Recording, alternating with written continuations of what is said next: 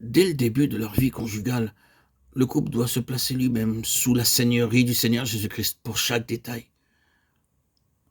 Il est la tête vivante de l'Église et il doit être reconnu comme tel dans chaque aspect de la vie conjugale. Le Seigneur Jésus-Christ devint la tête de la famille de Béthanie, comme nous le voyons dans Jean 12, 1 à 3. Au début, Marie et Marthe recevaient le Seigneur Jésus-Christ comme un invité d'honneur.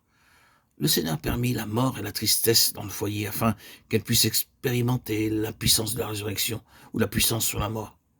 Personne n'a jamais conquis la mort. Lorsque le Seigneur Jésus-Christ dit « Lazare, sort », celui qui était dans le tombeau depuis 4 jours sortit immédiatement.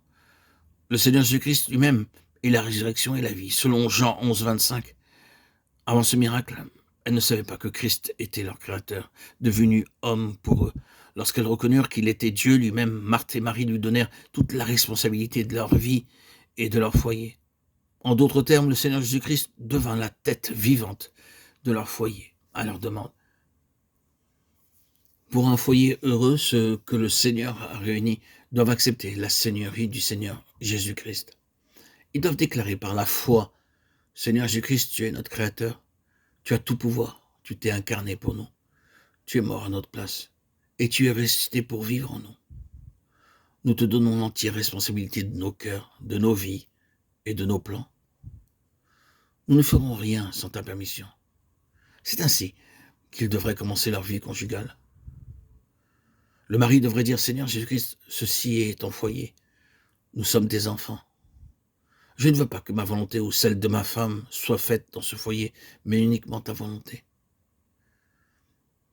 De même, l'épouse devrait aussi reconnaître la seigneurie du Seigneur Jésus-Christ et dire, oui Seigneur, ceci n'est pas mon foyer, ni ma volonté, ni celle de mon mari, mais uniquement ta volonté doit se réaliser dans ce foyer. Sinon le mari pourrait dire à son épouse, tu es ma femme, tu dois m'écouter.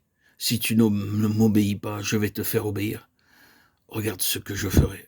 Et l'épouse de répondre, oh, j'en sais plus que toi, je ne t'écouterai pas. C'est ainsi que commence la querelle. Au début, ils se querellent, les portes, les fenêtres fermées. Quelque temps après, cela se fait ouvertement, même dans les rues, pour un foyer heureux. Il faut reconnaître la seigneurie du Seigneur Jésus-Christ avant d'aller où que ce soit et de faire quoi que ce soit. Ceci devrait être une pratique quotidienne durant toute leur vie conjugale. Sa volonté est la meilleure pour nous, parce qu'il nous aime beaucoup plus que nous pouvons le penser ou l'imaginer.